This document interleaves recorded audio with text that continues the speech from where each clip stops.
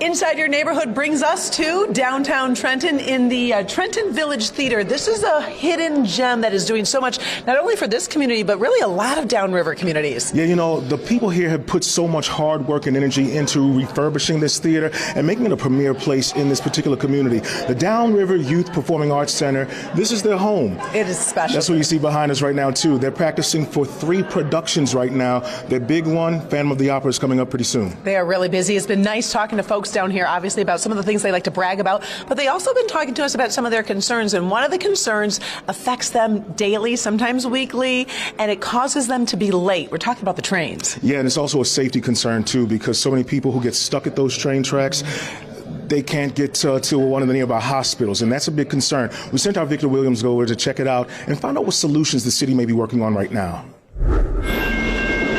Pretty aggravating. They're always extremely long, they take forever, and it's just like you're here, you're stuck. After crowdsourcing and looking for ideas in the Downriver and Friends Facebook group, we've heard nothing but complaints from drivers in Trenton who constantly have to stop and wait, all because of multiple trains in the area. It was yesterday, the day before. It was like literally about 40 minutes I sat at the train waiting for it, and it goes back and forth, back and forth. A lot of times you have to drive out of your way to try and get past the tracks, and then just hope you don't get caught by the other set of tracks over there. It's been a major concern for Trenton Mayor Stephen Rizeppa, who's dealt with the problem his entire life as a Trenton native. For as long as I've been alive, I remember it being an issue. You know, a lot of times folks, I think, dismiss it as, oh, okay, it's just, people are, upset that they're late, but no, people are worried about being late to work. But what can really be done about a problem that's literally been around for decades?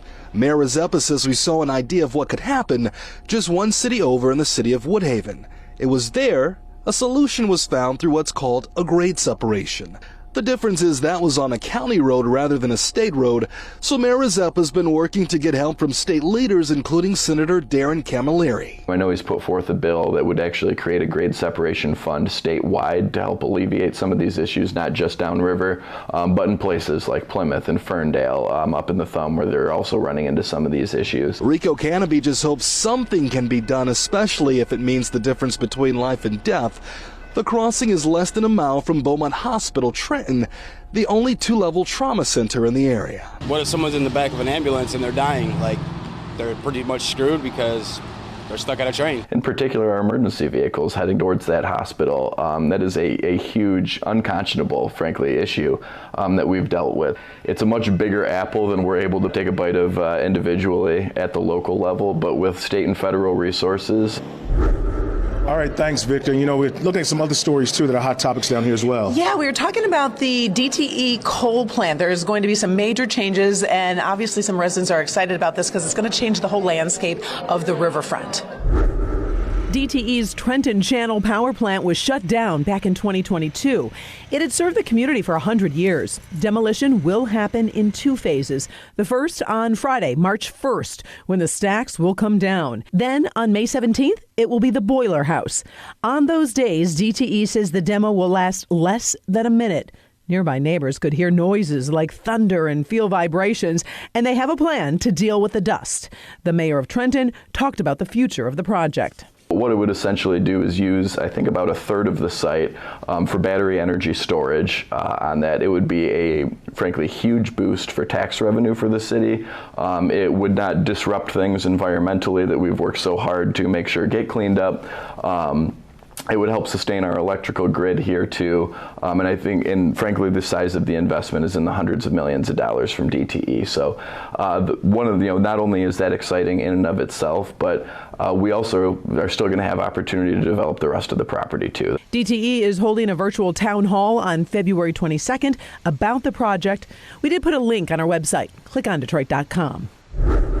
Obviously, when you do any kind of demolition, people are concerned about safety and exactly what's next. Of course, we'll be covering those stories for you and keep you updated on clickondetroit.com. Yeah, anytime we go in your neighborhood, Karen, we always have to find why people love their particular communities. We found out here in Trenton, it's not just good people, it's also some good food.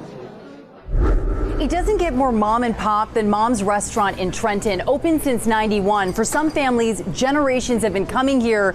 They start with the specials and they stay for the people. You guys like this is kind of a home away from home, as they say.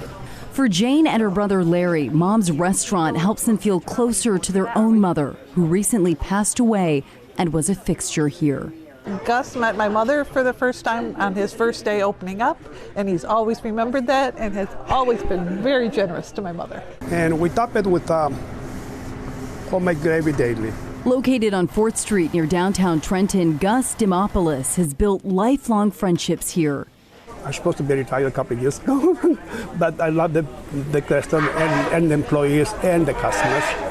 And now it's like a hobby, you know what I mean? I stick around and have a good time. About a mile away is picturesque Elizabeth Park, the first county park in Michigan. We grew up playing sports down in Elizabeth Park. During the winter, we lived down there playing hockey. Decades later, the sport is still very much a part of the fabric of this downriver community. It's a great hockey town, you know, for youth sports and that. Yeah, the Kennedy Ice Arena? Yeah. In fact, they just had a hockey tournament here. The Kennedy Recreation Center near Old Town is a sprawling sports complex for both winter and summer sports. It's just a good atmosphere for kids to do fun things instead of playing video games all the time. There's lots of sports. If you feel like walking around, downtown Trenton has an array of shops, restaurants, and boutiques. Oh, I grew up here. I love downtown. There's the little shops, and I love the park, and it's just a nice, quiet, but fun little place. What I love about Trenton most is how friendly the community is and how family-oriented the city is in general. I don't ever worry about my kids outside. There's always people looking out for everybody.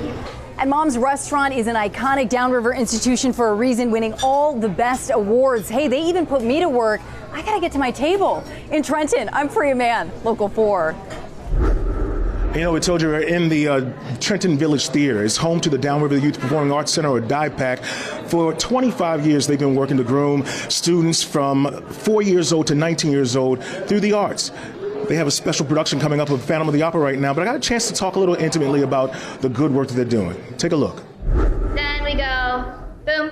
All the world's a stage. And in the city of Trenton, Michigan, the Downriver Youth Performing Arts Center is developing local youth into promising young players. We wanted to take care of kids ages 5 to 19 and provide them with positive experiences for their development through the arts. Dr. Noel Jackson is president of Downriver Youth Performing Arts Center, or DIPAC. The nonprofit's been a hub for children interested in theater for 25 years. And you're going to bring it over. And has been providing space for community members to enjoy the art. When you start taking care of kids and you start bringing out all of their confidence, and then you start bringing in the parents and the grandparents and the rest of the community comes in, it becomes fabric. Trenton Village Theater is DIPAC's home. The city took over a rundown movie house and repurposed it. With community donations and more than $500,000 in renovations, this space is now a premier theater downtown. These kids, though, they step up and they put in over 100%. Mary Zaleski is directing one of the biggest shows DIPAC's ever produced. Let's try it one more time. They're tackling Phantom of the Opera this season. How is DIPAC changing lives in this community? Being all-inclusive, we are known as a very safe place to be here. We accept everyone, and that, I think, is a big part of what community is all about. You know what's cool about this whole visit to Trenton? It started with an email from one of our viewers here in Trenton. I think we got it in the fall. Her name was Vicky. I wanted to put her on camera, but she was camera shy. But I'm going to give her a shout out anyway, because that's what it's all about. People reaching out to us and telling us, hey, come to our town, cover our issues, and let us brag a little bit. So thanks to Vicky, but also we're going to send that shout out to you.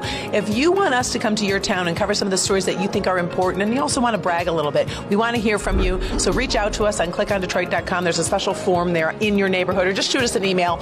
You can track us down. It's pretty easy. Yeah, we love to be in your neighborhood.